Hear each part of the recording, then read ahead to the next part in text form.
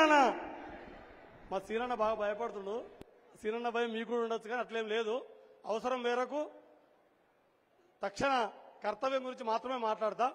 సభాధ్యక్షులు గౌరవ పార్టీ మండల అధ్యక్షులు కామన్ శ్రీనివాస్ గారికి, ఎంపీపీ మాణిక్యనకు, జిల్లా పరిషత్ చైర్పర్సన్ అక్క రోజా రాధాకృష్ణ శర్మ గారికి, మన పార్టీ అభ్యర్థి అయినటువంటి రిటైర్డ్ ఐఏఎస్ అధికారి మనందరికీ సుపరిచితులైనటువంటి గౌరవ వెంకటరామారెడ్డి గారికి, మనందరి అభిమాన నాయకుడు, మీ అందరూ కూడా ఎదురు చూస్తున్నారు, నేను కూడా ఎదురు చూస్తున్నా హరీష్ అన్న ఇలా ఏం మాట్లాడతాడో అని.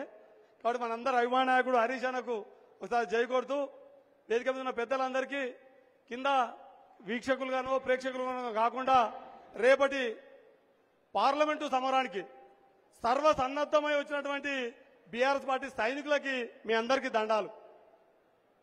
గౌరవ కేసీఆర్ గారి నాయకత్వంలో తెలంగాణ ఉద్యమం అసలు ఊహించని విధంగా వస్తుందా రాదా అనే అనుమానాలు పార్టీలు అప్పుడు కూడా ఇవాళ ఎట్లా మాట్లాడుతున్నారో, మొన్న అధికారం వచ్చే ముంగట ఎట్లా మాట్లాడిరో, అప్పుడు తెలంగాణ ఉద్యమంలో కూడా ఇవాళ మాట్లాడుతున్న వాళ్ళంతా అట్లా సన్నాయి నొక్కులు నొక్కిన వాళ్ళే.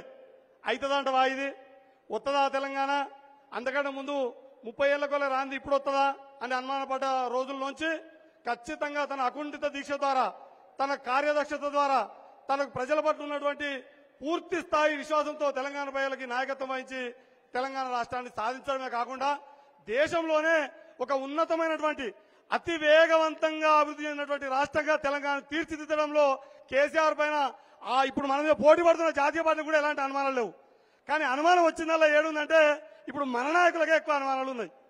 నిజంగా చెప్పాలంటే మొన్న గౌరవ హరీష్ అన్న ఆదేశాల మేరకు ఈ తెలంగాణ రాష్ట్రంలో ఒక 24 అసెంబ్లీ నియోజకవర్గాల పరిధిలో నేను ప్రచార కార్యకర్తగా తిరిగిన. కానీ ఏడికి పోయినా 24 మందిలో హరీష్ అన్న కూడా చెప్పిన పోలింగ్ ఒక రోజు ముందు ఏడికి పోయినా ఏమన్నారంటే ఒక 17 నియోజకవర్గాల్లో అవుట్ ఆఫ్ 24 అన్న సారే ముఖ్యమంత్రి అవుతాడు, కానీ మావాడు జర మాకు కాంతలాడే మమ్మల్ని మావని అయితే ఓడగొడతామే, కానీ ముఖ్యమంత్రి అయితే కేసీఆర్ అవుతాడే అని మాట్లాడారు మొన్న అసెంబ్లీ ఎన్నికల ముందు. ఈ అసెంబ్లీ ఎన్నికలు అయిపోయిన తర్వాత అరే గింత పని అయితే అనుకోలేదు, ఇంతలోనే ఎంత మార్పు వచ్చింది. 4 నెలల్లో నల్లా నీళ్లు బంద్ అయినాయి, బాయిలకాడ నీళ్లు బంద్ అయినాయి, కాలువ నీళ్లు బంద్ అయినాయి. ఇక పారుతుందల్లా రైతుల కళ్ళల్లో కన్నీళ్లు మాత్రమే పారుతుంది. ఇది నిజమా కాదా? 4 నెలలకు ఇంత మార్పు వస్తుందని ఊహించినమా? 10 ఏళ్లు ఒక శతాబ్దం పాటు అంటే ఒక దాదాపు ఒక 100 ఏళ్ల పాటు చేసుకోవాలి అభివృద్ధిని 10 ఏళ్లలో చేసుకున్న తెలంగాణకి 120 రోజులనే 120 నెలలు సరిపడేంత కరువును ఇలా మనం కాల్వల నీళ్లు పోయి కన్నీళ్లు చూసే కాలం వచ్చింది. అది ఒక్కొక్క విషయం మళ్ళీ ఇంతకుముందు మాట్లాడేటప్పుడు పెద్దలు మాట్లాడతారు, ఆ విషయాలు జోలికి పోను. కానీ తెలంగాణలో ఈ రోజుల్లో పరిస్థితి ఏంటంటే మిత్రులారా, నేను మొన్న కూడా ఇప్పుడు పార్లమెంట్ ఎన్నికల నోటిఫికేషన్ పడగానే ఒక 6 పార్లమెంట్ నియోజకవర్గాలు తిరిగి వచ్చిన మిత్రులారా. మనకు ఒక్క ఎమ్మెల్యే కూడా గెలవని పార్లమెంట్ నియోజకవర్గాలు కొన్ని ఉన్నాయి. ఇప్పుడు ఉదాహరణకు ఓ వరంగల్, ఖమ్మము, నల్గొండ, మహబూబ్నగర్ కలిస్తే 49 మంది ఎమ్మెల్యేలు ఉంటున్నారు మిత్రులారా. మనము కేవలం 6 అంటే 6 గెలిచినాం, 7 గెలిచినట్టున్నాం. 49లో 42 ఓడిపోయినాం. కానీ ఇక్కడ ఇవాళ అక్కడికి పోతే ప్రజలు అరే ఇంత పని అయితే అనుకోలేదన్నా, ఇంత ఘోరం అయితే అనుకోలేదు.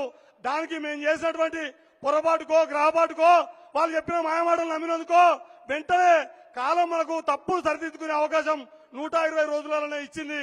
ఇప్పుడు మళ్లీ కారు గుర్తు కోటేసి ఈ తెలంగాణ ప్రజల యొక్క ఆత్మగౌరవము, ఆత్మ అయినటువంటి బీఆర్ఎస్ పార్టీ అభ్యర్థులను గెలిపించి మేము ఆ తప్పును సరిదిద్దుకుంటాము అని మాట్లాడుతున్నారు మిత్రులారా. మరి మన సిద్దిపేటనే అన్నిటికీ ఉద్యమ గడ్డ, పునాది గడ్డ, ఒక రకంగా బొడ్రాయి.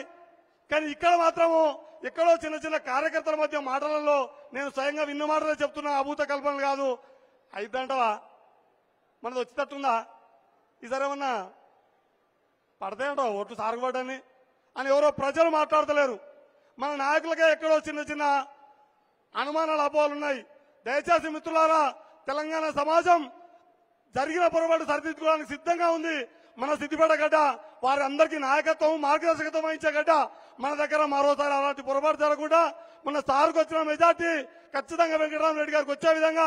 ఇంకొక మాట మిత్రులారా, ఇవాళ అభ్యర్థులు నిలబడేవాళ్ళు ఎవరు, సార్ మీద నిలబడేవాళ్ళు ఎవరు? వెంకటరామరెడ్డి గారి మీద ఒక ఆయన రఘునందన్ రావు దుబ్బాకల్నేమో నా ప్రజలు మాకు పనికిరాడు అని 50,000 ఓట్ల తేడాతో ఓడగొట్టిరు. ఆయన కూడా అంతకంటే ముందు మొన్న కాంగ్రెస్ వాళ్ళు చెప్పిన దానికంటే 100 అబద్దాలు ఆడిండు. సార్ మాట్లాడేటప్పుడు చెప్తాడు, ఊళ్ళలో తెలంగాణలో సామెత ఉంటుంది, 100 అబద్దాలు ఆడేలో పెళ్లి చేయాలని. కానీ పెళ్లి సంగతి ఏమో కానీ 100 కాదు 420 అబద్దాలు ఆడే అధికారంలోకి వచ్చారు వాళ్ళు. ఈయన అందరు 420 అయితే ఈయన 840 రఘునందన్ రావు. 420 అబద్ధాలు అందరు ఆడితే 840 అబద్ధాలు ఆడి అనుకోకుండా ఉప ఎన్నికల్లో గెలిచుడు. కానీ మొన్న కర్రు కాల్చి వాదపెట్టి ఓడగొట్టిరు. తెల్లారు లేత 7 అంతా సిద్దిపేట మీద ఉంటుంది. అన్ని సిద్దిపేటకైనా అని పోనీ ఈయన ఒక్క నడిపే ఉందంటే ఇంకో అభ్యర్థి ఉన్నటువంటి కాంగ్రెస్ పార్టీ వాళ్ళు కూడా సిద్దిపేట అభివృద్ధి మీద కంటగింపే కాదు కన్నెర్రతనం కూడా ఉంది. ఆల్రెడీ సాంక్షన్ అయినటువంటి అనేక నిధుల్ని అనేకమైనటువంటి అభివృద్ధి ఫలాల్ని వేరే నియోజకవర్గాలకి లేదా ఆయన సొంత నియోజకవర్గాలు కొడంగల్ తరలించుకోబోతున్నాడు. ఉదాహరణకు ఎనిమల్ హస్బెండరీకి సంబంధించినటువంటి వెటర్నరీ కాలేజ్ కూడా మనం మొన్ననే స్లాబ్ల వరకు వచ్చింది, పని చేసుకున్నాం కలెక్టర్ ప్రాంగణంలో. దాన్ని కొడంగల్ తీసుకుపోతున్నాడు. ఎప్పుడు సిద్దిపేట అభివృద్ధిని కోరుకున్నాం కానీ ఇతరుల అభివృద్ధిని మనము కొట్టేసో నష్టం చేసో తీసుకురాలేదు.